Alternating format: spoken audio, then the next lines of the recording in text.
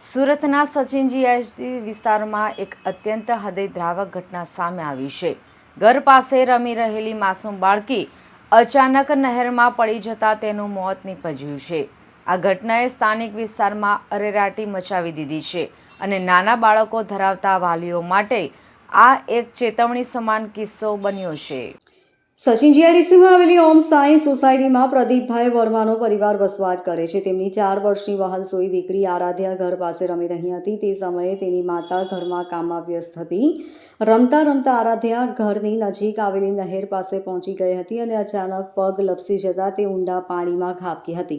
બાળકી નહેરમાં પડી હોવાનું સ્થાનિક લોકોના ધ્યાને આવતા જ ભારે દોડધામ મચી ગઈ હતી। સ્થાનિકોએ તાત્કાલિક જહેમત ઉઠાવી બાળકીને પાણીમાંથી બહાર કાઢી હતી, જેને ગંભીર હાલતમાં તુરંત સારવાર અર્થે સિવિલ હોસ્પિટલ ખસેડવામાં આવી હતી।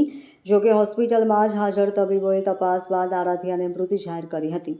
4 વર્ષની આરાધ્યાના અકાલે અવસાનથી વર્મા પરિવાર પર આપ તૂટી પડ્યું છે। માતા પિતાના આક્રંદથી હોસ્પિટલનું વાતાવરણ પણ ગમગીન બની ગયું હતું। આ ઘટના અંગેની જાણ થતાં સચિન જીઆઈડીસી પોલીસે હોસ્પિટલ પહોંચીને વધુ તપાસ શરૂ કરી છે। પોલીસે અકસ્માતે મોતનો ગુનો નોંધી આગળની કાયદેસરની કાર્યવાહી હાથ ધરી છે। ओम साई सोसाइटी क्या घटना बनी? सर वो बच्ची खेलते खेलते नहर में चली गई, कोई देखा नहीं, उसकी वजह से वो डूब गई। कितने साल की? 4 साल। ये कितने बजे घटना बनी? लगभग सर वही 7:30-8 बजे की बात है। मैं आप कहाँ पे थे? सर ड्यूटी से मेरी छुट्टी होती 8 बजे, जब 8:30 बजे रूम पे पहुंचा तो आया तो नहीं मिली, तो शुरू किया, हेरते हेरते नहर में गया, नहर में तब जाके मिली थी। क्या काम करते हैं? एम्ब्रॉयडरी खाते मशीन चलाता हूँ। किस UP. Bureau report LK star news सूरत।